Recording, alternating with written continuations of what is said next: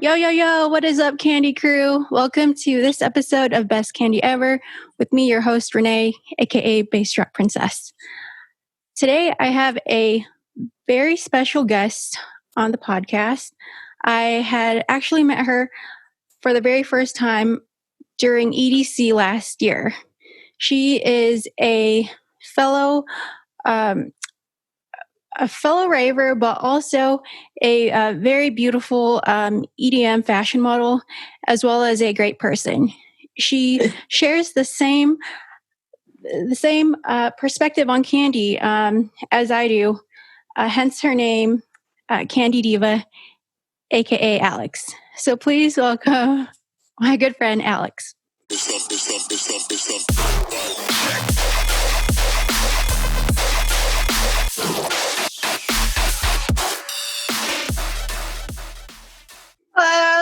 Hello. Hi. Girl, Thank you for having me. what is up? Thank you so much for being on here. I just have to say, you look phenomenal, and I absolutely just love. It looks like you have one of those old school raver. Spirit Hood. Yes, I haven't seen one of those in forever, and I just love all the Rasta going on. Always gotta have some Rasta going on.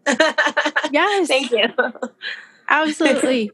So, tell us, how have you been? What have you been up to during these crazy times? I've been all right. All the festivals not being a thing is heartbreaking and really hard to deal with, but a lot of my time is now spent doing driving raves. I've gone to 12 now since July. So hold on, did you say you've gone to 12? Yeah, 12. Hold on, you live in Colorado, right? Yep. Okay. Because I've seen that they are throwing so many, but I had no idea that they even had done 12 drive-in raves already. I thought they were honestly like on the 5th one or something. Okay, now, I'm counting the one that I went to in Salt Lake City for 2, since it was 2 days. 2. But that was the only one that I went out of state for. The rest of them, in the month of July, I went to 9 of them. Oh my God. That's freaking insane. My mind is blown. They're really fun. They're all very different experiences because a lot of them were done by a different production company. So the first two I went to were done by the company called the Dirty Drive-In series. And those ones were really cool. I like those ones probably like medium amount. Then the ones that I've been going to the most that are still happening are called the Amplitude 500 series. And that is thrown by someone named Denver's Dom. And he's did a really, really good job all throughout the month of July. So he's been bringing them back like as much as he can. There's even 2 more on Halloween weekend, the 30th and 31st of October, that me and my friends are going to again. So yeah, he did a really good job. It's like, I kind of think that was the basis of what most of the drive-in series have, like, across the country have been like basing their drive-ins off of. He was the one who set up the gates and had like a 20-foot by 20-foot area for everybody. And like the speakers going throughout the whole venue so everyone can hear it. That is so freaking awesome. Who have you seen? So many people, actually. My first favorite of all time was 12th Planet. That one was sick. I've seen Peekaboo, Dirt Monkey, Boogie T, Wooly, Sullivan King, Riot 10. Who was last week? Oh, Adventure Club. Last weekend, I saw Virtual Riot, B2B Barely Alive, Blunts and Blondes. Yes. Yeah, it was.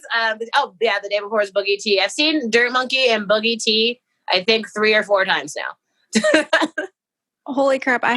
Do you mean within those amounts of all those drive-in raves? Drive-in raves that I went to, I've seen them 4 times now.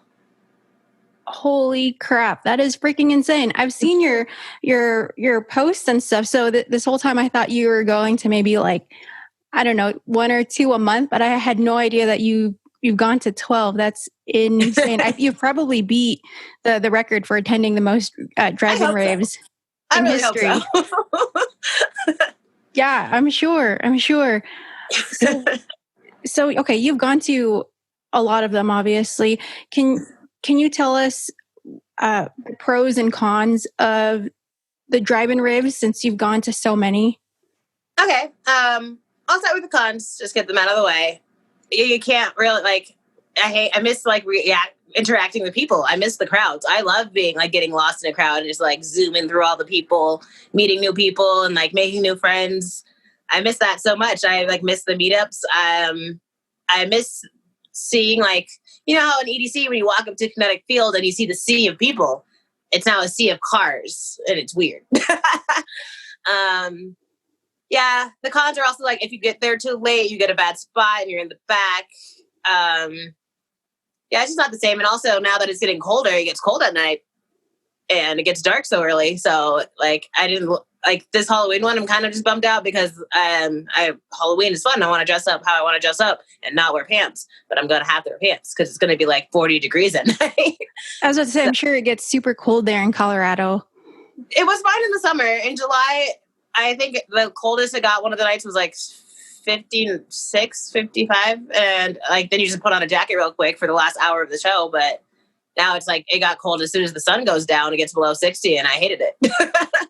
Right. And you can't really depend on the warmth of like a giant crowd at a set or anything like that. Exactly. You can't like dive into the set. Just like, okay, I'm going to stand in between all these people and they'll warm me up and just keep moving. Yeah. So that's the hard part. Yeah, and I also just really like to wander, and they keep yelling at me for it, which is fair. But I also just like wander to the snacks and stuff. But so yeah, it's like less adventurous as like a regular festival. You can't like do as much, of course, so that's a con. A lot of the pros are though that it's a show. Like I get to go party with my friends. It's kind of cool because you bring whatever you want. One of my first drive-ins, I saw someone brought a beer pong table. So then the next one I bought a beer pong table. We bring a table every time and like play like games. And like, it's just nice to have a place to put your stuff.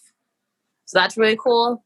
Yeah, I'm sure it's kind of like a campsite. You probably deck it out. And I'm sure that yours is the most lit one if you have a beer pong table. Kind of, yeah. I can only... flags and like lights that go around the gate. And we have a bunch of... last time we brought like 8 chairs. Like folding chairs. So it's really cool to sit and like watch like the show as well, which is nice. You can't really sit on a dance floor. Right. I mean, even though, yeah, you have to have your own space and social distance, I think it reminds me of camping kind of because you still have to make it your own. And obviously it's very private and only certain people are welcome. But if you have like a beer pong table and all the goodies and everyone wants to come over, I'm sure that people want to be over there with you and interact. But with, I don't know, it's so crazy right now that it's with interactions and whatever. It's I mean, I don't know, with grocery stores, you still interact with people there and you're wearing a mask.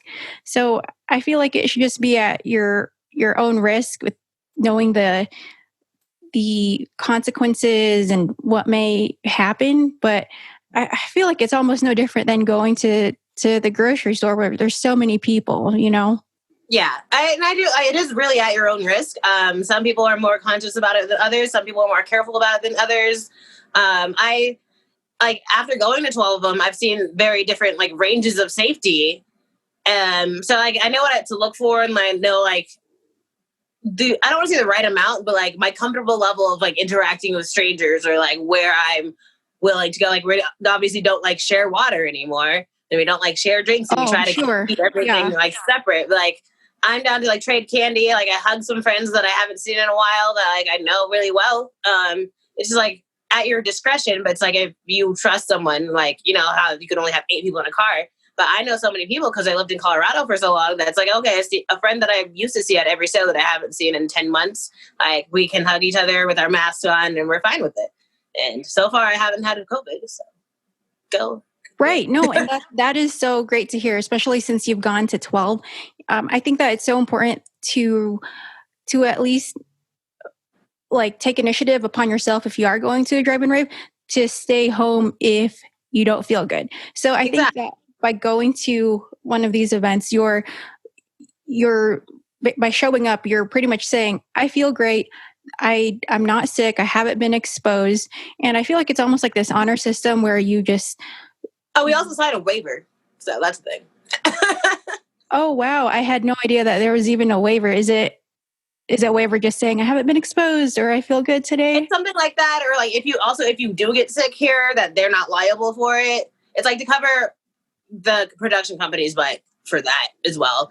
It's a long waiver, and I don't like I've seen it so many times that I don't remember like all the things it says. But it's like basically you're agreeing saying you don't have a fever, and they do. Some of the raves do temperature checks, but not the one like the Amplitude one that I've been going to the most. They didn't do temperature checks, but the one in Salt Lake City, Utah, that was my favorite one by far. But they did do some temperature checks, and they were way more strict about what you can and can't do at like wandering around wise, which is kind of cool.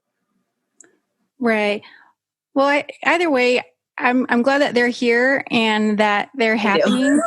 I'm sure that who knows? It might be the way of raving for a year or even more. So I've accepted it. I'm not fighting it. In fact, I'm happy that it's happening because I think people need to go out and decompress and release the stress. So it was a big part, and why I went to 9 in 1 month because I needed it. I needed it so bad. No, I'm so happy for you that you get to go. I would like to go to one for sure. But can you tell us a little bit about some of those perlers? I can't stop staring at them. I can see them on your wall. Oh, my wall perlers. Yeah. I'm not wearing anything. This is my Rasta wall. So it has every piece of candy that I've gotten that is Rasta. It's like that. That's where it is. Most of the ones, I would say it's a good amount were gifted to me. I think counting like 3 of them are ones that I've made that I like don't want to trade. Like I don't know if you can see it, but my BTSM one, like the far corner. I can see the TSM. Okay. I can hold it up below that. Nope. There you go. There it is. That one. That one was like one of my favorite pieces that I've ever made. It's actually a harness. So I have like 2 straps going up the sides, and it goes like meets in the back, so it stays and like wraps around my waist. So when I'm headbanging, I got tired of perlers hitting me in my face. So I made it a harness so that it kind of stays it still, and I could like headbang and dance without it like popping up everywhere. And when I wore that to BTSM, when I first like fell in love with them, probably 3 or 4 years ago, I like went up to Julian at the end of it, and he took a Snapchat of me, and he's like, "Oh my God, BTSM with those Rasta vibes," and I freaked out for like the rest of my life, still freaking out about it. Holy crap! No, I would freak out too. That is so great. Like I had like my friend play it on their phone, and I recorded it on my phone while doing it, and I'm just like still freaking out about it. But yeah, most of the Rasta ones, like on this side, were given to me, except for the all power to all the people one in that left corner, right up there. That one has smaller words. It looks like I went to Michael's and got those like little letter stickers, and I glued them onto that to like spell out whatever I want. Oh shit. Okay. So you made this one. That is so cool. Yeah. Yeah. A lot. When I started digging the Rasta stuff, like I kept my favorite ones up there, but I try to trade away a lot of them. But also like I'm the Rasta person, so I feel weird trading someone a Rasta if they're not wearing Rasta, you know? Yeah, I was going to ask if you got that through a scheduled meetup or if somebody just saw that you were like rusted out and they were like, I need to give this to her. This belongs to you. Which one? Like all of them, because they're all Rasta. So some people, let's see, most people that make me the Rasta ones like kind of know me or follow me on Instagram, and they're like, "You inspire me so much, and I wanted to give you this candy," and that's usually what it is. It makes me very happy. No, I love it. I love it. That is so beautiful, and I really love that 7 Lions one. Oh yeah, that one. I don't know if you remember the company, but the Glitter Twins. They used to make glitter gels, and they got like pretty big for a little while. Yeah, I think I haven't. I think it was like the 2 girls, right? Yeah, the 2 twins, Steph and Jen and Steph. Yeah, I think I remember them with the glitter company. Did they? Oh, they stopped making it last year, but one of their ambassadors, her husband made me that. Like, I didn't even know who he was, but like I went to Izu and he's like, "I made something for you because you're so awesome." And I was like, "What? Oh my God, this is the biggest like perler necklace I've received." What? That is so freaking nice. And it glows in the dark. It's really cool. Like you can't. It's hard to capture on camera, but like when I turn off all my lights and go to bed, it's just like one of the brightest pieces of candy I have in my room. Oh, wow. For those that are just listening, it's this beautiful Rasta 7 lines perler, and I don't know, it looks really huge. It looks like it's maybe about 10 inches by like, let's see, 5 by 10, 7 by 10 inches. It's like 7 by 12 inches. It's like as big as my arm. And it glows in the dark. So that is freaking dope. I didn't even know that that they have those colors like in glow in the dark. I thought it was only certain colors. I don't know, that perler beads come in so many ranges of colors. Like I have like 5 shades of blue, like off blue, light blue, dark blue, and like sometimes I just don't know which ones to use. I'm like, why is it so hard to pick the right color, the right perfect shade for this perler? Right. So you make perlers yourself too? Yeah, definitely. So do you use stencils, or I know you mentioned with that other one you bought like the stickers at Michael's, or do you like do it all? Oh, well, it just depends on the type of like pattern I'm making. Like, for the BTSM one, I based off like I Google BTSM perler patterns and I base it off of that, and then I just like look from my phone and then like try to like bust it out on the perler trays, perler pegboards. There it is. Sometimes I did do one where I printed out the pattern and I put it under the like clear pegboard and like tried that, but that one got a little weird because the sizing wasn't perfect. But sometimes I freehand them. Like I look up perler patterns and then like recreate them on the perler board, like just best to fit the idea that I have in my head. That is so freaking cool. I feel like for stuff like that, it's almost trial and error, but you still have to have some type of strategy. Yeah, it is exactly that. That's exactly what you need to do for that. Yeah. That is so dope. I love it. I absolutely just love your whole wall and the theme and your spirit hood. Thank you. All Rasta as much as possible. Not all the time because, yeah, not everyone always makes Rasta. I don't get it, but it'd be nice. Back in the day, I feel like maybe, gosh, I was like in middle school. So probably like early 2000s, like 2000, like 2000. Like, it was everywhere. Like I feel like Rasta was everywhere. It was really big. I remember people wearing like Rasta all the time. And I think now I don't know. I feel like we should bring it back. And I'm glad that you're doing it. I definitely agree on bringing it back. But I actually didn't get into Rasta stuff, let's say, until 2015. Right after I graduated college, I like bought the Spirit Hood. The way I got into Rasta stuff is one of my really good friends had a hat that had the Colorado flag on it, but the Colorado flag was Rasta. And I love Colorado so much. I love living here. So I basically had the idea of making a rave bra that was a Colorado flag, but Rasta. That even never even happened. I got like a bunch of Rasta stuff to go with the rave bra that I was going to make. But then I realized that if I also bejeweled the bra the way I wanted to, it would be like way too much. So I just kind of like took out the Colorado part and just wore Rasta. And then it kind of just became who I am. I love it. I absolutely love it. Especially the rave bra idea. When you said that, I was like, I miss them so much. Yeah, I think that I wear them sometimes, but I notice it's definitely no longer the trend. No, not at all. Yeah, neither are, tutus or fluffies. Tutus were like my jam. I'm so upset that tutu was kind of like right when I was getting into the tutus trend, it was like on the downfall. And I was like, I'm still going to do it. I'm still going to rock it. And then they just like stopped entirely. And that's okay. I have a love-hate relationship with them. I think I only wore one like once. And that was because, I think I wore it to some show, but it was just like touching everybody and everyone, you can feel it and it's just weird and it's kind of bulky. Same thing with any type of wings. I actually love wings, but I've worn fairy wings to EDC and that was just a giant hassle. But anything bulky is definitely going to be a lot of work when you do go. Yeah, that is true. Yeah, I have never worn wings, but it's also because I'm small and like I'm also just like afraid of just like constantly like hitting people. And then like sometimes when I wear unicorn horns a lot and then I go and hug people and I hit them in the face with my horn because I'm small. Oh my gosh, That doesn't bother you? I would be so. I've worn it so often that I've had I figured out a couple of ways to make it stay so it doesn't, like, if I headbang, it's not like hitting me in the face. But it's usually pretty fine. I found like a pretty good brand on Amazon a while ago, and it's lasted me for 3 years. And like the bottom of it's kind of like styrofoam, so it's soft on your forehead. It doesn't flop around. So how does it stick? Is there some type of strap? Yeah, it's like a clear elastic thing that's adjustable, kind of like a bra strap, kind of, but like. You have like a button that you press it to like make it loose so you can tighten it and loosen it. Right.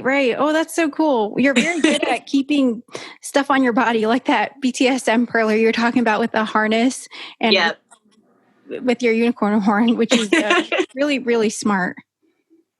It takes a while. It takes a lot of trial and error to figure out what works and what doesn't, especially like it's kind of, going back to the drive-in raves, it's kind of nice now because I can be more extravagant with my outfits.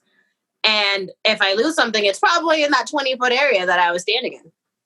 Oh, that is so true. I didn't even think about that.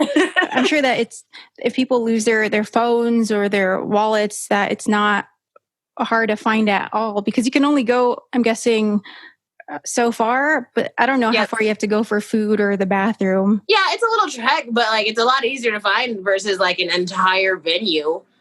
Like in concerts, like let's say Bill Graham, like that. If I lost something there's 4 different rooms I'd have to look in to find anything in there. Yeah, I've actually never been there. Is it like by levels or? It was just like something I thought of because you're in California, right? No, I'm actually in Vegas. Yeah, I'm in Nevada. I forgot. I want to go there, but I actually don't know what it's like there. Can you describe that for us? Yeah. It's been 2 years since I've been there, but or just a general. You walk in and it's like an auditorium. It's called the Bill Graham Auditorium. So they have one main area that has like concert seating. That's like the top row, and the bottom's just like a big floor where everyone can dance. And there's no seating there. And then they have like how auditoriums have like side halls for like side events. Sure, like smaller, like banquet halls or something. Like a convention center area that has like the side meeting places. Oh, right, for conferences. Okay. Yeah, conferences. That's the word I was trying to think of. Yeah, so they had another stage in a conference room, and then they had an even smaller stage in another side conference room.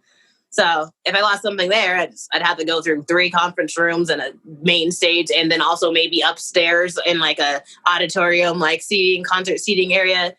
I don't want to look for anything. Yeah. I think they have this really big dubstep event there every January. I'm trying to... Yeah, Wobbleland. That's why I went there. Because it was my birthday that weekend. So that was like my birthday gift from my best friends. And I got to go there and go to Wobbleland. Oh my gosh. How did you like that venue with all the different artists? And I'm guessing that they had different artists in like each room, right? So was there like any conflicts with seeing people, or was it just in one section of the auditorium?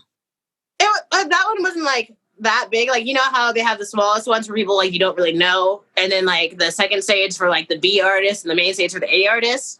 But like for that like the reason my friends got me the ticket because I couldn't stop talking about that lineup. Like all of my A artists were there, so I didn't really have that many conflicts. I think I probably went to the B stage like 2 or 3 times for like an hour and a half. But yeah, I was at the main stage for most of it, just like wandering around, like loving San Francisco. Oh, that's awesome. Yeah, I've always wanted to go. I think that's definitely on my bucket list for sure. Eventually. Yeah. When they come back. So, Alex, can you share some of your favorite candies that you've received ever? Yes, I can. I'll start with another Rasta thing. This big old cup that I actually got at Wobbleland. How convenient. Oh my freaking God, it's beautiful. I got it from another candy kid whose candy name is Hello, my name is Eric. His name is Eric. It lights up. I'm like turning on the lights right now. I don't know if you could tell because of the lighting I have in here. But it lights up 3 Rasta colors. It's gorgeous. It's definitely one of my favorite pieces. Like I definitely cried when I got it. Because look at it. It's perfect. There you go. I don't know if you can see the lights. Yeah, no, it's, oh my gosh. Alex, can you, for can you describe to our listeners that are just listening? Can you kind of describe this beautiful candy? I can try. So it's a big Rasta cuff. It starts off kind of like red on the top and bottom, and then yellow in the middle of that, and green in the very center going across. I would say it probably has, it's a 3.5X cuff. There's like a lot of little black accents, which is like my favorite thing about like when people give me Rasta stuff, if they add the black accents, like I always have to do red, yellow, green, and black. It's part of Rasta, I think. It has, Yeah, well, no, black, a lot of right? people do red, yellow, and green, or green, Oh, yellow, okay. red. So some people like don't include the black, which is fine. That is the Rasta colors, but I just love the accent of the black to like tie it all together. I think it ties it all together too. Exactly. And then it has like, I don't even know how to describe these lights, but it's like rope lights strung in throughout the whole thing. That there's 3 different sections of it. So there's like red lights, green lights, and yellow lights that light up. And then there's a big perler on it. That's a pot leaf, but also the entire center of the pot leaf is made of glitter. It's like rose gold glitter. Sequins? Oh, that is so freaking dope. Yeah, it's one of my favorite candies ever, ever, ever, ever. So very happy. And I gave him a cuff that was kind of actually a lot like this, but it had like a giant mustache on it because he was like big on his mustache. So then I like put little like mustache beads all over it too. Really fun. It was a really cool trade. Oh my gosh! Wait, so your friend, did you guys? Is this your good friend, or were you guys just meeting up? We've met before at candy meetups at EDC. I think once or twice. What do you, okay, candy meetup. Is this like a secret thing that I don't know about? It is not secret at all. We post about it and try to get people to go every year. It's the same time, in the same place every year. It's not even close to a secret. I have never even heard of it. I mean, I've heard meetups with other people, influencers, artists, whatever. But I had no idea that there was like a Candy Kid meetup, or if there was like a designated group, or if there's some type of admin, or if it's just by random. Yeah. It happens every year at EDC. I already said that. But basically, we just like make a flyer about it and post it on our pages and try to spread the word as much. You know the carnival area of EDC where all the food is? Like that big the carnival square? Yeah. Yeah, we meet there every year. It's like a big open space where like all the chairs and like the cushions are. Like we meet there. And last year, I think there was about 60 people. Or 2019, there was like 60 people there. It was like one of the biggest meetups. It's always the biggest meetup I've ever been to. What the heck?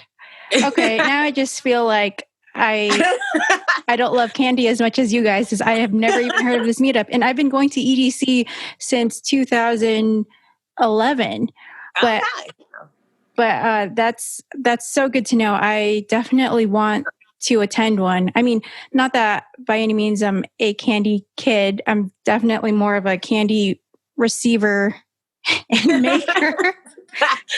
I mean, we welcome all types of candy kids there. It's called the Pokemon Candy Meetup. You don't have to be Pokemon themed or anything, but like, no, I freaking love Pokemon. You have no idea. That I mean, I don't know if you see this Umbreon. Oh, that's so cute. Oh, yeah, that's perfect. Yeah, well, you gotta go. I'll send you the information whenever next EDC happens, and I'll see you there.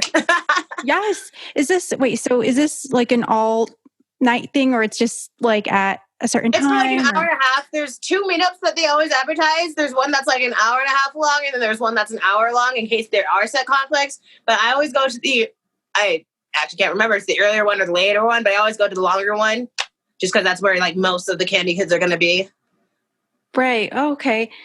Oh my gosh. Okay. I'm really excited because that's something that I definitely want to go to. It's just sometimes with meetups at big festivals like that, I feel like it's really hard because you have to plan like getting there, and then you have to plan the lines, and you don't know how long things are. So I think I've only gone to like one or two meetups at EDC, but even then I was late to one of them. Oh my gosh, that's where I freaking met you. Yeah, we met at the Rolita Couture meetup. Yeah. Yes. So it was so cold. It was so stupid. It was so cold. Oh my gosh, it was freaking cold. For those that don't know, Alex is also a fellow Rolita rebel. Yeah, And Rolita. yes. And last year, Rosa, the creator of Rolita Couture, had this awesome meetup with all the Rolita rebels, but really anyone was welcome to it. And I remember meeting you, and you, correct me if I'm wrong, but I just remember you having some beautiful headpiece on, and you just looked so gorgeous, and you were just so nice. Yeah, I was a Rasta mermaid, or Rasta siren is what I wanted to call it that day. So I had like a custom Rasta like spray painted bra by one of the like shops who customizes making like waterproof mermaid, like really nice handmade seashell bras. So I got that, and then I got a seashell custom crown as well. That's like had like Rasta accents and it like lit up and everything. It's very fancy, but also it was the coldest side of EDC, and I was wearing like a bikini. No, you girl, you and I both. I think that was literally. We were both like not wearing that much, and it was so cold, and my vibration bag was leaking on me. It was so sad, but I'm going to wear that outfit again because I was so upset that I was cold, and I kept having to wear like that, like, you know, that first aid blanket that's like metallic that people were like walking around with. Oh, right. Those, what are they called? Those solar blankets. Yeah, yes, exactly. So I was like walking around like that, and no one could see my outfit, but also I was very cold. So yeah, I remember. I think, let's see, day one. I was Cruella de Vil that day, and I remember bringing a black pashmina just because like to sit down, and usually that's what I use pashminas for. But I actually use this pashmina as a pashmina because it was so freaking cold, and it was just so unexpected. And normally it is not that cold. Not at all. At all. I used to live in Vegas also, and it's like everyone's like, it's going to be cold next year. And like, I swear, it's a fluke. It's not a thing. Yeah. Okay, hold on. When did you live here? I grew up there. I moved. I think my mom and I moved to Vegas when I was in 8th grade, and then I graduated high school and moved to Colorado. So I was there for like 5 years. Yeah. Oh wow. Okay. 8th grade. Okay. That was like 2005. 2005. Okay. So I'm originally from California, so I don't think I was even. I'm also originally from California. What? What? Holy crap. What part of California are you originally from? SoCal, Orange County. It was like younger years, Fontana, older years, Newport Beach. Oh shit. No way. I was actually just at Newport a couple weeks ago. That's so insane. I used to live in San Bernardino. Okay. For about, I want to say like, gosh, from the time I was 5 till 7th grade. And then from there I moved to Hayward, Northern California Bay Area. And I lived there for 2 years. And then my family moved down here to Vegas when I was a freshman. So ever since then, I've been at the same time, like age-wise. That's so crazy. Yeah, I had no idea that you were from the West Coast at all. This whole time, I thought you were based off of Colorado, and that you were like born and raised there. Nope. Nope. I just came out here to go to college and loved it, and didn't leave after I graduated. That is so nice. I actually went to Denver. Well, what part of Colorado are you from? I live in Westminster now, but that's like 10 minutes outside of Denver. Oh, okay. Awesome. Yeah, I actually went to Denver for a work conference about 2 years ago, and it was just so nice. Weather was nice. People were very nice. And it was just crazy being in this city, but there is like so much nature that was close by. It was so strange, but cool. Yeah, definitely. It was a big adjustment. I remember one of the first times I came to Colorado to like visit, to see the school. I looked around, I was like, where are all the billboards? Because, Vegas, and there are billboards. Right. I was like, what am I supposed to look at? There are no billboards, and there's like a whole mountain landscape behind me. Yo, I absolutely, yeah, that is, I could totally see you thinking that. That's kind of how I feel when I see grass. Like when I go to California. Yeah, no, I get that. Yeah, and it's not just like palm trees and like rocks. Yeah, everyone here has like rock yards, rock backyards. Exactly. Yeah. So everyone's like, you've never had, like, when I was talking to my friend who always in Colorado, he's like, you never had to mow a lawn? I was like, my lawn was rocks. Right, no, right. I didn't have to mow it. No, in fact, it's more work to keep it up here since you have to prevent it from your lawn from dying. You have to like water it every so often. And even then they want you to turn off your water at certain times to. Yeah. Like don't have a lawn in Vegas. It's ridiculous. Yeah. Just get some turf and it looks the same. It does. So, okay. You are like one of the candy queens. So I need to see more. Okay. More. Give me 1 second. My like ring light keeps turning off and I want to make it able you can see it. So I'm going to go switch the battery really quick. Yeah, no worries. No worries. So my next candy I am going to show you is this one. Was mailed to me. Oh my freaking God. Right? I'm still not over how amazing this is. It's like one of the favorite, obviously one of my favorite things I've ever received. It was made, I don't actually remember her real name, but her Instagram handle is K_A_rave. Oh my gosh. Okay. Hold on, Alex. You got to tell our listeners what this is. I love it. It is the Black Power Fist, but it's entirely made of beads, not pearly beads, but like regular pony beads. So it's a peyote stitched Black Lives Matter fist. And the fist is black, of course, but the outline that like gives it the detail, all of those beads are gold. It's nice. Oh my gosh. Wait, what kind of stitch did you say it was? It's a certain stitch? Peyote. So P-E-Y-E. No, P-E-Y-O-T-E. Peyote.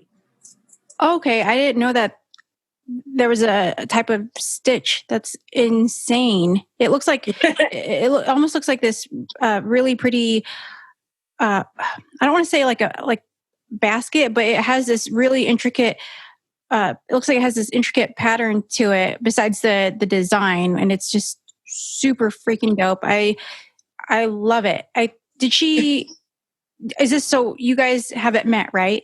No. It happened, you know how like the Black Lives Matter movement in June was happening? And like, I've just been posting a lot and like doing a lot and like trying to get more people involved and raising awareness for it. And she was like, hey, I want to send you something. And I was like, okay, that's fine. Like, I like gifts. Didn't expect this monster of a gift, this epic piece. But I remember seeing her post it actually. Like I saw a picture of it. I was like, wow, that's really cool. And I actually screenshotted it. I was like, maybe one day I'll take the time to make it. And then she mailed it to me. Like I had no idea she was going to give it to me when she asked me that. I didn't even know when she asked me like if she could send something to me. I didn't even know that this was her, like that she was the one who made it. Yeah. Wow. That is so awesome. I was about to say, I know that you've been really active in raising awareness and bringing equality and showing people, that it's time and this is something that has to be touched upon. And I think that's so great that she basically reached out and was like, hey, I'm on your side. I'm gifting you this. And she didn't really have to say anything. She just had to give you that beautiful, meaningful candy that represents so much. Yeah. It really just like touched my heart so much. Like I was about to go to work and I was like, I don't want to go to work. And I was like, I got a package. I'll just open that really quick. And then I was just like smiling while going into work after that. I was like, had such a better night. I just did not want to go. And then I was like, just like thinking about it all night. I was like, I got this really cool piece. I can't wait to just like hold it. I would too. Oh my gosh. I would have started crying. That's kind of did, but then also I was like, I still need to go to work, and it'd be weird if I was crying and smiling. Just don't want to see that. Fuck them. Who cares what they think? Who cares? Good point. Yeah, I think. Wow, with that candy, I think it's more than just candy. It's like it's definitely a statement, and to me, that's what candy. I love making a statement. Right? I love that. But I think that that is just so sweet. And that's something that candy represents anyways, that equality, that fairness. And that is just so Plur. Right. Plur. Like there it is. Unity, right? Plur. We did it. Plur. Yeah. And I just don't understand how people don't get that. It like boggles my mind, but I think that it's great because you see a lot of fellow ravers and the rave community really embracing this revolution and and just calling people out finally. I think that's really important. Yeah, I've been not trying to brag, but I've been calling people out for years. Not even, I don't want to say calling people out, but I did an experiment on my Instagram, like I want to say 2 years ago, like March of 2018, I guess. Yeah, 2.5 years ago.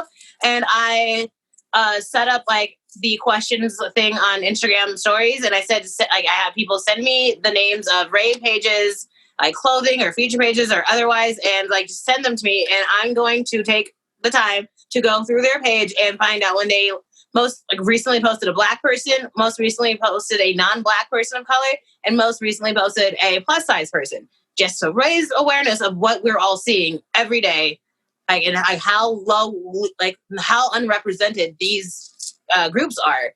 And I was just trying to like point out, because I mean, I know that if you're not Black or plus size or non-Black person of color, you don't think of that. You don't see that you're not seeing it because you're right there. That's like what you don't see underrepresentation when you're not in that group. And so I was using it to raise more awareness, to be like, this is what it looks like through our eyes. Like, this page hasn't posted a Black person their entire existence. That's right. a problem. So this study, did you end up like making a post about it, or was it on your story? I don't think I was even following you at the time, if it was a couple years ago, but I'd love to see the statistics. I saved in my highlights. I have two of them, kind of. One of them was just basically for rave feature pages, and both of them are saved in my highlights, though, actually. Okay, I'm going to have to check it out. How many, can you tell us like how many brands you like, basically how many test subjects you had? Oh, I kind of just went till I ran out of the list. I don't even remember the number. I think like 20 each, maybe more. Yeah, I just like basically used what I went through all the responses that people sent me. Like, I answered just all of them, because then people stopped like giving me names of stuff. So that's when I stopped. Okay. So, that's good to know. So it was a big, you had a big test pool, because, you know, if it's like smaller, the results won't really represent like the big picture, if you know what I mean, versus a big variety. And I tried to get a lot of people to respond, just like in case there was pages that I wasn't following that I didn't know about and all of that stuff. But it was like, I didn't want to, it wasn't like a serious study. I just wanted to raise awareness of what I'm seeing and what other like not underrepresented like groups are seeing, and like what they're feeling when, like, if there's someone who loves EDM music but hasn't gone to a rave and they're just like, I don't know if it's for me. There's a stereotype that EDM music is for white people. And if they go to a social media page and go to an event page and all they see is white people, then that Black person who just fell in love with EDM music may never go to a rave because of it. And I hate that. Yeah, I actually, a couple years ago, my coworker, I was telling her about EDC and how fun it is and that she should go. And she was like, are there any Black people there? I was like, yeah. Big question. Yeah. Right. Right. And she primarily listens, she's Black. She primarily listens to hip hop. So she was like, okay, but are there Black people there? And then just the fact that she had to even ask me that question, like, it makes you realize that there might not be a lot, and there might not be a lot for a reason, because you might feel excluded or like it's not for you. But I feel like until you finally do go, you realize you're definitely welcome. Like, they want you there. They don't care. We don't care what you look like. But I think that there is some type of not stereotype, but definitely stigma. And I agree with what you said. I think there is a lack of representation, but that doesn't just go for rave brands. I think that's everything. Yeah, that is true. Everywhere. But yeah, since I of course am so big into raves and festivals, it's like where I'm focusing on fixing the problem, because I can't fix everything. Can't single-handedly even fix this problem, but I'm doing what I can to have people learn, make people see. Just like, I want more people involved in helping out, because the more people I can get involved, the faster things will start getting better. Yeah, and I think a lot of the times too, it's just people don't know. people don't really know. They may be sheltered, or they just have no idea. And I know that a lot of people are really receptive to learning. And then once they do realize certain things, it's like a light bulb pops up in their head. And it's this new idea that they welcome and understand. And then finally they realize, oh, I shouldn't be saying things like this, or, oh, I should be more sensitive when I say XYZ. And I think that especially now, everybody, for the most part, is becoming very progressive. And I think that everyone is definitely more understanding. And it's such a touchy subject, but I think that it's so great that you're fighting, or not fighting, but like you're standing up for what you believe in, and you're not afraid to hide it. Yeah. Well, I mean, I can't hide that I'm Black, and I can't hide that part of my life. So it's like, I don't like it's not fighting for it. I'm advocating for myself. It's not like something, I don't think it's like something I believe in because it's me. Like, it's not like a belief. It's just like who I am, and this is what's happening, and this is why it's bad. And I want for it to be better for not just me, even though it's obviously very personal, but I want it to be better for everyone who looks like me and everyone who doesn't look like me. I want it to be better for everyone. Right. I think that's so important. And what you said, I think that well said, that it's you, that it's not something that you believe in. And it's like my experience. Yeah, exactly. It's just like, this is your life. This is how people have been approaching things. And I think for you to come out with that experiment, I think that is kind of eye-opening. And did you get any feedback from people when you about that? Oh yeah, it was 2 years ago. So people weren't even willing to think that pages were doing anything wrong. I got blocked by a couple pages. One page, I don't know if I could use a bad word, but he called me a fucking cunt and then blocked me. And I was like, okay. I mean, I didn't really care, but that's what he said. And I was like, okay, cool. Like, there did end up EDC last year. It did end up like having this guy I was really good friends with. Like, we traded candy a bunch of times, and like every time we saw each other at it, like EDC, we'd like hang out for a bit. He came up to me at EDC. He's like, I really don't appreciate the way you came for my friend, like came at me and my friend's page, not like him, but came at my friend's page saying that they don't post enough Black people. Like, you could have just DM'd us and we could have featured it. Like the way he said it kind of like sounded shady. He's like, you could have just like messaged me. You didn't need to call us out like that. I just really don't appreciate that.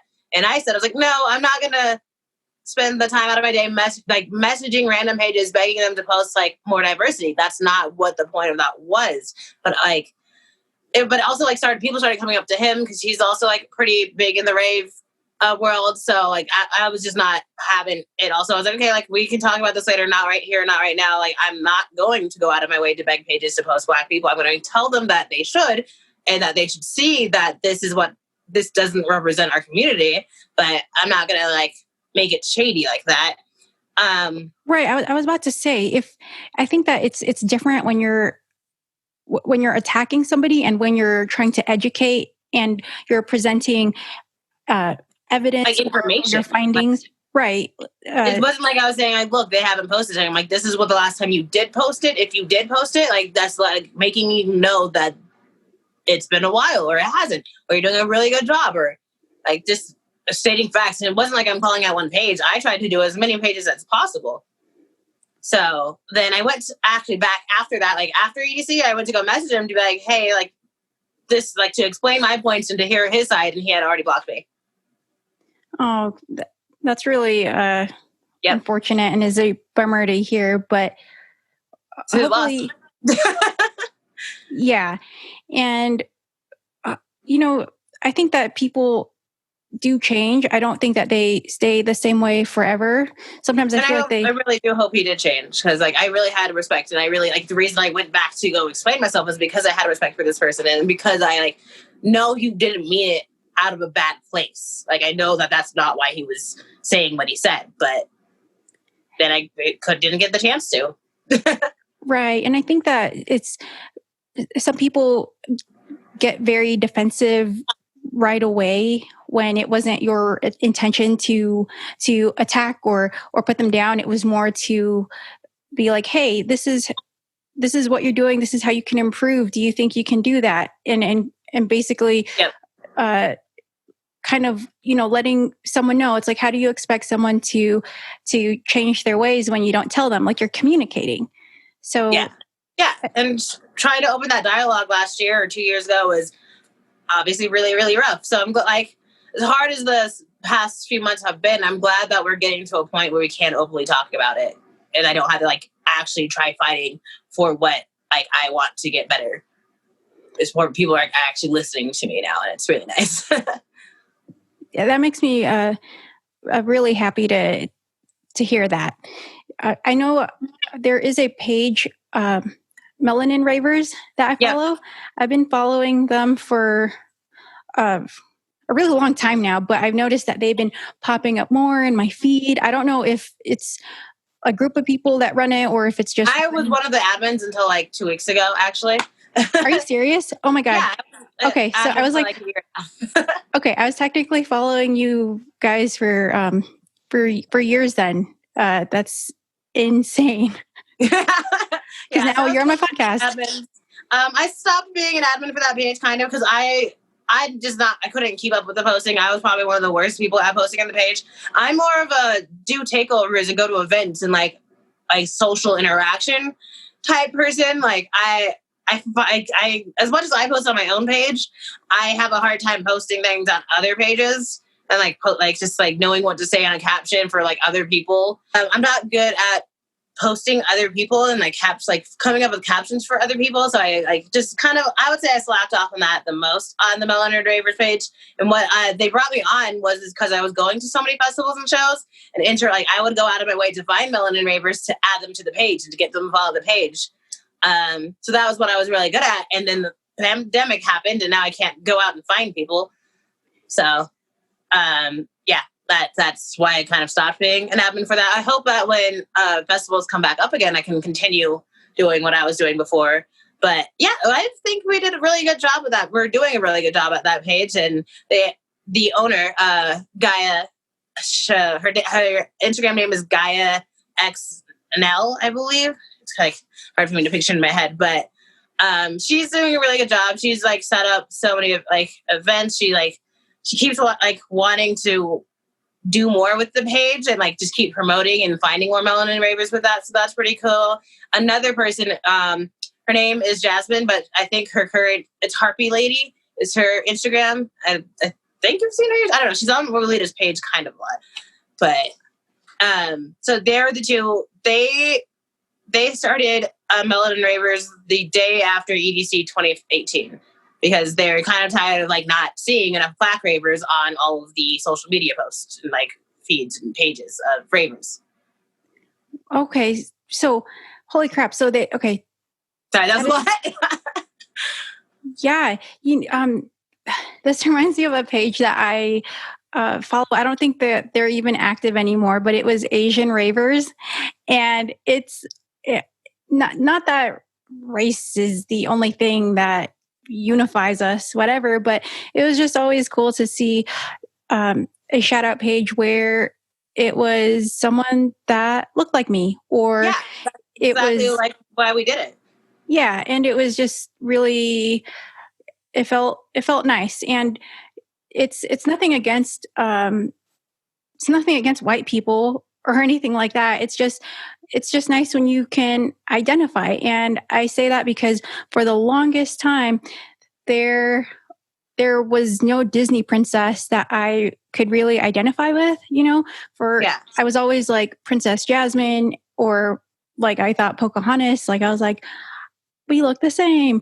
But then I'm not, Native American or Indian. And then finally, when they came out with Moana, I was like, oh my God, this is so great, because I'm Filipino, Islander, same Islander vibe, whatever, Southeast Asian. And it was just really cool to see that. See yourself in like a place that you love, like if you are like me, I love Disney, and it's really nice to like be like, oh wow, like I am involved in this now. Like I feel seen, and I feel like I can be seen in this world. Right. And in the end, I think everyone just wants to be acknowledged. No one likes to be ignored. And I think that's why back then I went out of my way to like see like, I wonder if there's like an Asian rave page. And this was when there were so many different types of like rave girl shout out pages. Yeah. And this was when I was like actively trying to like build a following and stuff and never getting reposted. And it was always like, a certain look, which is fine. But I remember tagging them and tagging this Asian rave group, and they reposted within like 2 days. And I was like, this is crazy. And it was cool. You either get the validation that you want. Like, I am a raver. Like, it's like a girl ravers page. It's like, I'm a girl, I'm a raver. Why won't you share me? Yeah. And it's cool. Those shout out pages are cool, but I find myself unfollowing them now whenever whenever it pops up into my feed. Nothing against them. It's just I'm tired of seeing the same thing. Yeah, and even then, personally, that's why I unfollow them. I'm tired of seeing the same thing. It's 2020. Let's get something new. Let's do something else. Yeah, and I just don't feel that like that was a set way that I did something back then when I was like actively trying to build my platform. I realized that that's not the route that I want to take, and it's just it's not me, and I don't think that that's something that defines who I am. So I feel like I'm just going a different route compared to years ago. But yeah, that happens. Yeah, but I think that's so cool that you were an admin for that group. I had no idea. So that's why I was like, what? And yeah. That's so awesome. Yeah. Actually, speaking of admins, we're going to go back to Kandi now. One of the other admins in Melon and Ravers made me this and gave me this to EDC. Is Beyonce putting her middle fingers up and saying, boy, bye. Oh my freaking God. Can you bring that closer? There's the hat. There's the face. There's that. Oh my God. And it's glittered out. And there's lights that string through the necklace, but I left them on when I was doing... Oh, yeah, you can't see them. Never mind. I don't know if they're that bright, but the string around it lights up. Oh, yeah. I can see it. It's like flickering like red and green. Yeah, red, green, and blue. Holy And then crap. The words say, tell him boy bye. Oh my gosh. Okay, so this is like this really, really cute Beyonce perler. Can you like tell us like about like the story behind this? I don't even know what like the story is, but one of the I kind of feel like I'm Rave Beyonce at times, like a lot of times. Like if I one day decide to stop being Kandi Diva, I might change my name to Rave Beyonce. EDM Beyonce. Yeah, EDM Beyonce or something like that. But it's basically like, I'm just basically like the Beyonce of the EDM world is what I like tell me and my friends. Like it's kind of like a running joke that we have. And so Crystal is her name. She made this for me. We like saw each other at EDC. And there's not really a story behind it other than the fact that I'm basically Beyonce. And she gave this to me because I'm basically Beyonce. Oh my gosh, did she send that? She sent that to you, right? Recently? No, we traded this at EDC 2019. Oh my gosh, that is so freaking beautiful. I just love the fact that it's glittered out and it has the string that is stringing the beads together. I don't even know how she did that. That's like I use the same like lights for mine. Like those kind of lights for my things, but like that's really hard to do. I was going to say, do you get that off of Amazon or? Yeah, fairy lights are what they're called. Fairy lights. Okay, mental note. And they come in a bunch of different colors. Like these, I've never seen blinking fairy lights. Actually, I usually use ones that like are like a steady light, and then like sometimes I have ones that have a bunch of different colors on it, and then like they come in a bunch of There's so many options for fairy lights, but I've never seen ones that blink. So that was kind of cool to see. Yeah, I had no idea that existed. That's my first time seeing those like the fairy lights like actually woven into the candy and stringing it together. I've seen perlers with lights where it's like the outline or um, this Kiana, she had this marshmallow one and it was like the balloons that lit up. And I was like, Okay. I didn't even know this existed, but I didn't know you could buy the string and yeah. On my BTS, one that we were talking about earlier, that one also has like lights that I glued on the back of it. I usually I try not to melt it too much and not like the beads have little holes in them so you can like see through them. And I put the lights all on the background so it like lights up the whole perler. Oh my gosh. So how long have you been making candy for, or raving, or both, I guess? It's a very different question. My first concert ever, like my entire first live music event was EDC 2012. So that. That is so funny because my first rave ever was EDC 2011. Yep. And then you just don't ever want to stop. No. And I think sometimes I feel like, will I ever grow out of this? Is this like a phase? And then eventually I think you realize that it's not. It's not a phase. I can't imagine me doing anything else with my life at all. Did you listen to like a different type of music before you started listening to EDM? Because I know I was not listening to EDM growing up, like in high school. I mean, I feel like it'd be pop music, pop punk music, like just, and anything really, not like specifically EDM, but just like anything from Fall Out Boy to Beyonce to Kelly Clarkson to Pink was like one of my other favorites. Panic at the Disco, like you know the popular music of different genres, basically. Yeah, I think that's what a lot of people it's funny Top to 40, say like that's what it is. Top 40 was very much my genre. Top 40. Okay, and you said you like Fall Out Boy too. Did you like a lot of like emo and screamo, or just the top? Yeah, 40? like I wouldn't say a lot, but like I know almost all the words to a lot of Fall Out Boy songs, and I love My Chemical Romance. Like I still have some of those on my like iTunes. I actually love My Chemical Romance as well, even though I love metal. So My Chemical Romance is like taboo, but yep. Okay. Oh my gosh, that's funny. I think that a lot of people that used to listen to like some type of rock in high school, I feel like a lot of them gravitated towards EDM. Yeah, definitely. Especially like now with dubstep and like Sullivan King. Yes. Is that where that came from? Yeah, there's actually another dubstep artist. I don't know if you've heard of him. His name is Cell Dweller. And he had a lot of metal riffs in his songs. But I remember when Sullivan King came out, my mind was completely blown because he was actually incorporating like guitar solos into it and like those super heavy metal screams and like devil horn. And I know that Funk Case, he incorporates a lot of Slipknot in his songs.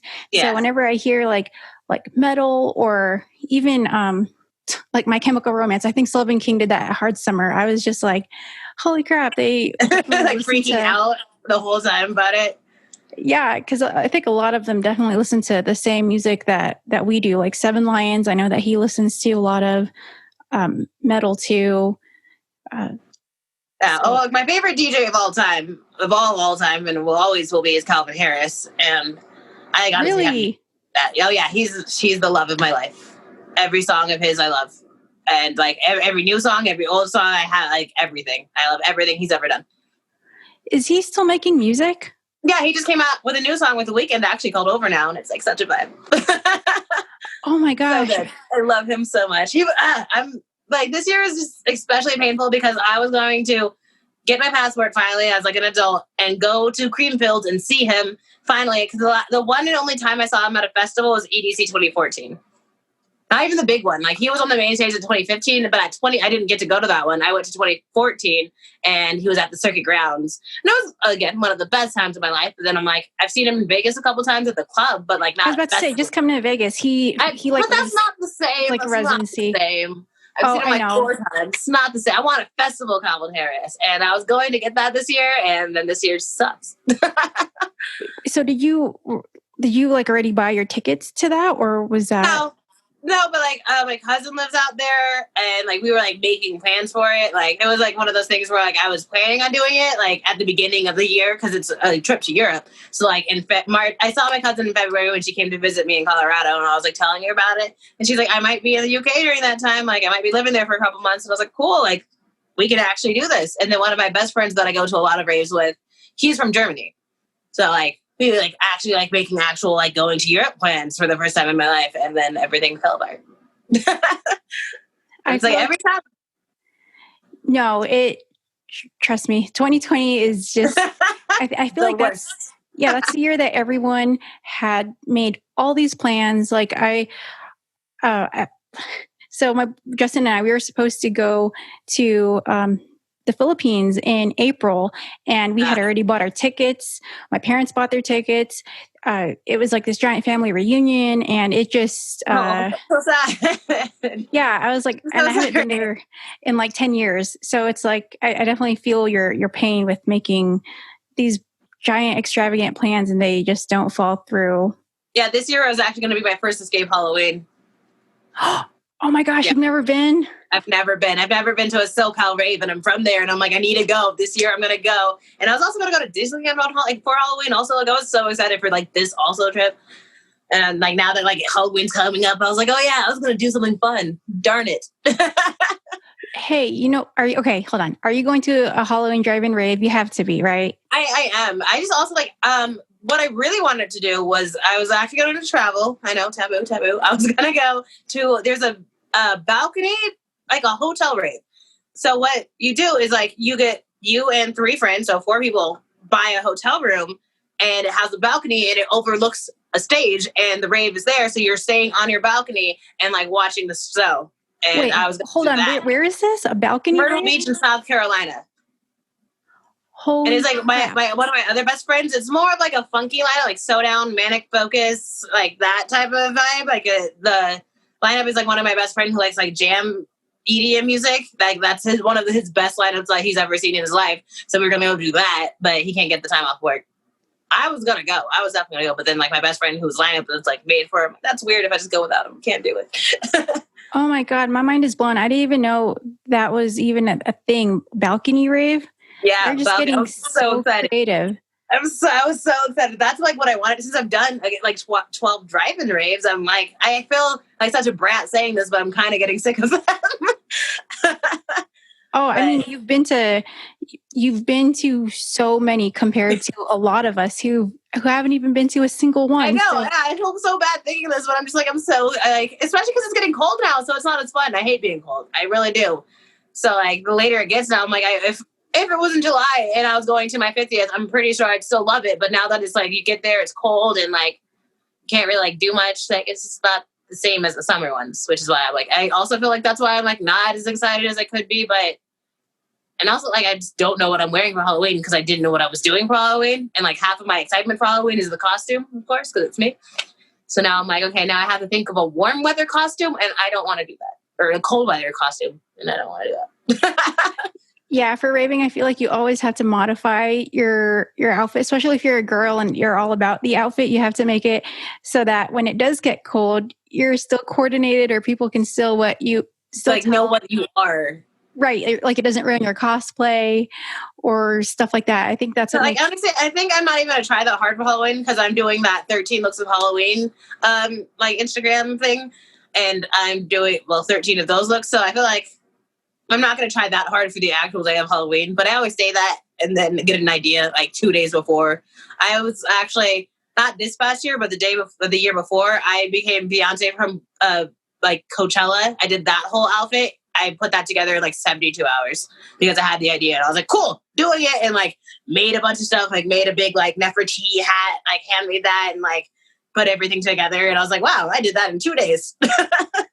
There you go. Like one and done, right? Yeah. I was like, I guess we're doing that now. So yeah, we'll see when it gets closer to Halloween and what if I'll try, but I usually do try. I just don't want to.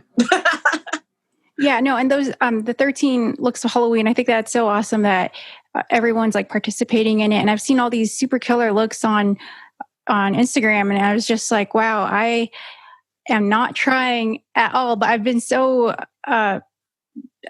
busy with so many things that I definitely do want to do a look. It's just so hard to balance with life right now. Yeah, and like I'm definitely behind on my looks for various reasons. Like the good thing is that I'm not entering the contest, so I am going to turn in looks late, but I got one done at least. Tomorrow I'm probably gonna try to catch up, but then I'm also doing a takeover for I Heart Raves for these 13 looks of Halloween next week. So like I'm gonna crank out probably like 4 next week to hopefully catch up. Oh shit! No way. Okay, I had no idea. I'm definitely gonna have to check out their story. You said next Thursday. Next Thursday. Okay. Is that for an event or just for the look or just for the look? I think it's a get ready with me is what we agreed to do. So I'm going to be doing it all in advance and then posting everything on their story because I did a takeover for a drive-in event and that was really hard to do. Everything went like awful. So like now I just want to make sure that I have everything ready and then I'm just posting everything on Thursday. Very nice. Very nice. Yeah, I feel like that will be really fun because it's kind of like one of those transformation type of videos. And I haven't ever done anything like that, so I'm like a little nervous because I'm usually just more of it. I like showing people an event through my eyes because I do a lot of stuff. I'm like always running around. I'm meeting people and like looking like how I look all the time. So like it's gonna be the first time where I'm like doing something where it's like I'm talking a lot and like maybe doing my makeup on screen. I might do it. I'm like, it's gonna be different. It's gonna be something I haven't done yet. Yeah. Hold on. Okay, so did you take over I Heart Raves before? Yeah, I've done it a couple times. Did you do it for Electric Forest? Because I feel I did it. Like you did it on that Friday or Thursday, and I did it on that Sunday. Yes, because I remember. I think I was like, I'm pretty sure she did one. And when you said that like just like the wheels in my head started turning, and I was like, I think she took over Electric Forest like the next day. So that is so freaking. Oh my gosh! And I don't think we saw each other at all. We did not. Sorry, my bad. We saw each other all that day. So we did. That was my first forest ever. Really? Mm-hmm. That was my second forest, and it's just hands down one of my favorite festivals ever. Yeah, I really liked it. It's different for me. I like almost wasn't ever gonna go, but that festival, like my rave fam that I don't want to say grew up raving, but like basically I have about 50 friends that I know in college. Like they're in a fraternity, but it's like 50 of us that go to shows, like that went to shows at least like every weekend, if not twice a weekend throughout college. So like that's the festival that they always go to. But like I am an EDC girl. Like if I had to pick one festival and one festival ever, it's going to be EDC, hands down. So like I know they're very different, as you know, they're not the same whatsoever. Yeah, I was telling my boyfriend you can't compare the two because it's literally apples and oranges. It's two different worlds entirely. Yes. So I wasn't gonna go, but then my friend who the one who actually gave me the Beyonce necklace, she had a ticket and she said she could no longer go. And I was like, I wish I could go. That's the one where all my friends can go. She's like, do you want it? And you can just like pay me back when you can. And I was like, what? Yes. What? Like I'm going to my first forest, like finally. And so, yeah, I just kind of like went to forest with my friends for the first time. It was like, I think I planned it all in the month because it's the month after EDC. So I had no intentions of going until like right after that. And I was like, yes, I'm going to forest now. Oh my God. What was your first impression? Like when you first walked into the forest? Because for me, that very was... confused. Wait, what'd you say? Very what? Very confused. I was like, there's no lights, but it's not nighttime, so maybe there's lights later. Oh, okay. So you got there during daytime. Oh, yeah. Well, we did the early arrival one. So we always get there like the Wednesday, and you get to like stay there that night, and then Thursday, Friday, Saturday, Sunday. So we got there, and we did like it was kind of like the camping part kind of always feels like tailgating. So it was like the first thing was like a tailgating thing. So I could see we did group camping also because we have at least like last year, I think we had 35 people. This year that was supposed to happen, we were going to have 67 people at our campsite. 67? Yeah. Wow. I got a big rave fam. Big one. Holy crap. No, that's like a rave country. That is freaking huge. A small rave country. It's a rave city. Yeah. Oh my gosh. That's so insane. I usually rave with about 2-3 people at the most. Like my rave fam, I don't want to say I have a small rave fam because I know I have like extended rave fam, like people that know other people, like like acquaintances, way of acquaintances. Right. I just tend to go with smaller groups, but that is nuts. 67. Sorry, that's like the biggest number that I've ever heard. Because usually, the weird part is also that I usually, like, since my fam loves the forest, I have done EDC almost alone for almost every year. What? Yeah, like 2018, I went with my ex-boyfriend, but like we were exes when we went to EDC together, so we kind of kept splitting off. 2019, I definitely went by myself. Like I was just wandering around EDC by myself the whole time. It was kind of fun. And I went to Lost Lands by myself pretty much. Like I had Lost Lands. Are you serious? 2018, not 2019. I've been to all the first, second, and third. I've been to every single Lost Lands. I can't believe I haven't. I love festivals. I try to go to as many as humanly possible. I was at Lost Lands. I go to like most events big events by myself. Oh my gosh! Wait, so can you? I think that it's so awesome that you go to raves alone. I've that's actually something that I wanted to try because I feel like by getting outside of your comfort zone, you basically discover more of yourself and you realize a lot and you learn a lot. Yeah. Before I was really scared too, and I needed at least one person to go with all the time. Can you tell us a little bit about what that's like and just give us your thoughts on what it's like to attend a big event where there's so many people, but you're by yourself? Yeah. I mean, it is pretty fun. I've been doing it for a couple of years, so like it's hard to perfect, but like I have a system now and it's pretty cool. It's like hard. There's so many things going in my mind. The reason it started happening was because I'm all about the music, and I missed out on some sets because like I didn't have anyone to go to a festival or a show with me, and I'm just like always so bummed that there's like this one opportunity to see like one of my favorite DJs and I don't have anyone to go with, so I guess I'm not going to go. And I'm like, that's a stupid reason. I'm going. So I started just like going anyways. It takes some practice. I would say like, I like one of the years the first time I went to an actual festival by myself was EDC 2017. So that was kind of cool. The worst part about that was waiting in the lines for the shuttles, because waiting in line by yourself is really boring and kind of like awful. You're just kind of like standing there with your thoughts. Like you can't make friends with the people in front and behind you, but like you don't know them. You will never see them again after this line probably. So nobody likes waiting. Yeah, no one likes waiting, especially when you're by yourself and you're just like on your phone wasting your battery that you need for the festival, but like an hour and a half in line by yourself for the shuttles. Like that was probably the biggest con of like going by yourself. But then the next year I did EDC camping. There's no lines waiting to get to the festival. You just go there. So. Oh, wait. So did you camp by yourself?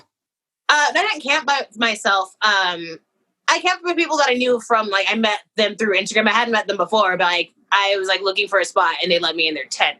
But we didn't like hang out. I also had VIP and they didn't have VIP for EDC at that time. So like didn't really hang out with people. The year before that, I camped with my ex-boyfriend. And so like we kind of were together most of the time, but like, it just doesn't really feel like you're together when you're with an ex. Yeah, I can only imagine the awkwardness. It was that was the EDC of love. Oh, yay. Yeah, it hurt. Yeah, it was awful. like teachers like, oh, like, this is the EDC of love. Like, tell the person next to you that you love them. Like, we're just good friends now, but okay. Yeah, it's like, that doesn't apply to us. That was so awkward. But I mean, it's still EDC. It was still a great experience. And I got to see Hardwell for the first time. So, like, I say that's a plus. That was fun.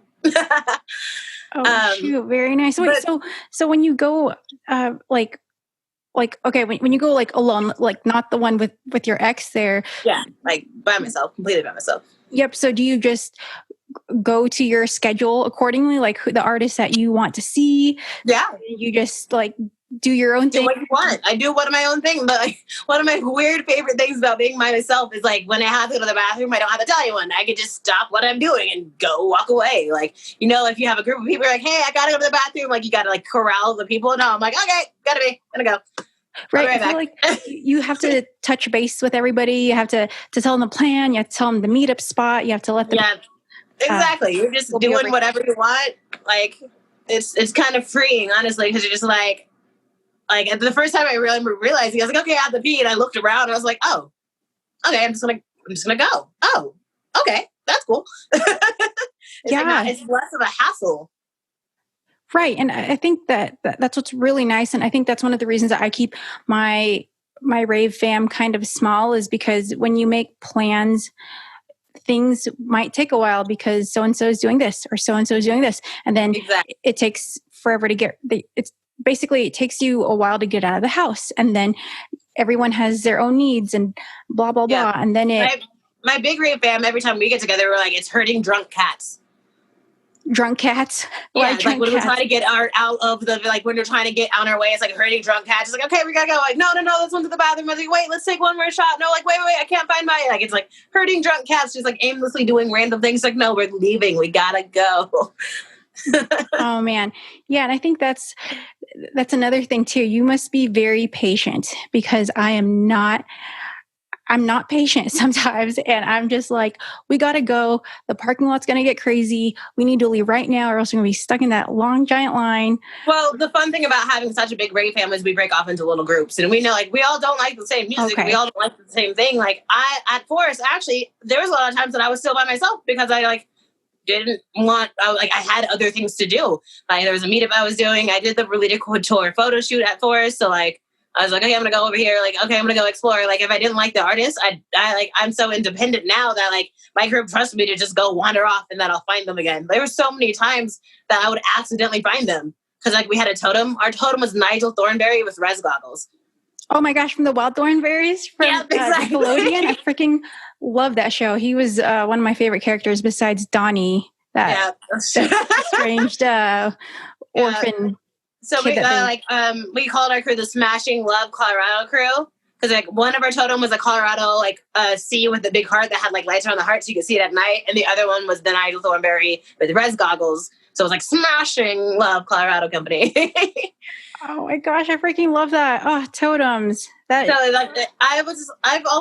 so independent now that it's just easier for me, and I get to do what I've stopped waiting for people, because that's how I miss out on stuff that I am here for. I don't want to spend all that money on a festival and not see the people I want to see. It just kind of became more of a selfish thing for me to be independent so I can be happy. Yeah, and you know what? There's nothing wrong with that, because I mean, when the lineup drops, that's what most people base buying their ticket on. Okay, these people are here, I'm going to go see them. And it's kind of a bummer when you don't get to see them.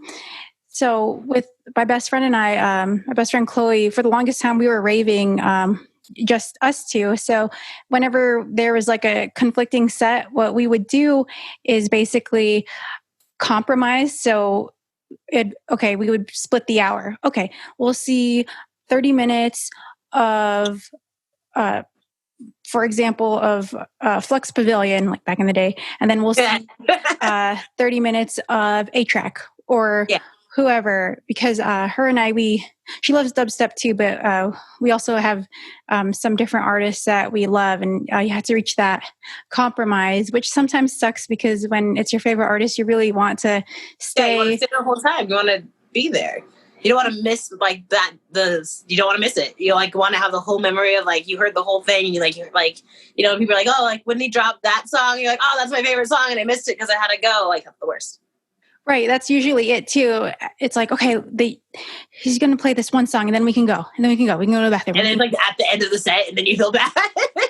Right. Or what's worse, or they never play it. So then you're there the whole time, and then your friend is just mad at you for not. For them not playing the song you wanted. Right. Oh my gosh. Talking about this just makes me really miss raving. I forgot. I miss the chaos of running around festivals. I miss the love. I miss seeing everything. And it's just so hard. That's also why I'm kind of getting sick of driving raves, because it's it isn't the same. I'm very lucky, and I'm very grateful, and I'm very appreciative to have the drive-in rave experiences. But after a while, it's just not doing it anymore. Yeah, and I think it'd be different if it's going to sound dumb if it wasn't a drive-in rave. It would just be a regular rave. But I think a big part of it is interaction, like social interaction. It is. We could go talk to people. If I could like sit at my friend's car, like for a little bit longer, like if we like have snacks or just like, like want like, it's kind of like tailgating to me. But if I could like go hang out with them for like an hour and then like go to like hang out with a friend who likes this artist more and we could vibe to that set more, like that type of thing, it would be a lot different. But yeah, we're just like stuck in a little box. Yeah. And a lot of us have been stuck in a little box, AKA home, for a long time. So wait, but yeah. Yeah, but you know what? At least we live in this part of the world that has live music events still going on, and overall just can make these kind of things happen and are trying their best to make us happy and keep the scene alive. So I think that's so great. Yeah, it is. I am really grateful, and I'm like, as much as I'm like whining about it, I am very excited to be able to do something for Halloween. Because earlier this year, I was like, if they cancel Halloween, I'm gonna be so mad. Like, I just kept having that thought. I was like, if there's nothing to do on Halloween, I'm gonna be so mad. So like, now I gotta have some options of what to do. And I was like, okay, there's something to do. I'm grateful and excited for it. Absolutely. I and in the end, it'll all be worth it. And I'm sure you've seen those quotes where it's like, you're a part of history. Like, you're going to all these drive-in raves. Well, you definitely are, because you've been to 12 of them. So yeah, so I feel like you can be the drive-in rave historian. I feel like if I have any questions, I can just ask you. Queen, but okay. Sorry, Queen, the diva. Sorry, my bad. But Alex, I had such a great time. I want to thank you so much for being on Best Kandi Ever. Tell people where they can find you at. You can find me on Instagram. My Instagram is Kandi Diva, KANDI _DIVA, otherwise known as Rasta Bear. Hello. Yes, I'll be there. And are you anywhere else? Like, are you on TikTok or Twitter? No, I am not. Okay. Yeah, awesome. Just Instagram. It's already a lot of my time, and I just really love Instagram because I feel like it's more personal and like more authentically me. You can find Alex, aka Kandi Diva, on Instagram. Also, I just want to thank everybody for supporting Best Kandi Ever. So if you have an awesome candy that you want to share, you can actually go ahead and DM me on Twitter, Best Kandi Ever, and on Instagram, Best Kandi Ever. And also, if you have a chance, please subscribe to our YouTube channel, Bassdropprincess, and like and comment on this video. Let us know which one of Alex's candies you absolutely loved, which ones you loved on her wall, or if you have any feedback, please let us know. Otherwise, thank you so much for tuning in to Best Kandi Ever, and I'll see you. Thank you so much for having me, Renee. Yes, absolutely. Thank you so much. This has been a great day.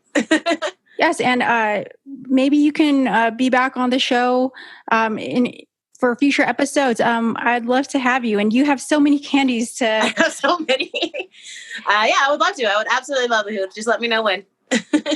Yeah, so thank you guys so much for tuning in, and we'll see you guys next time. Bye. Thank you.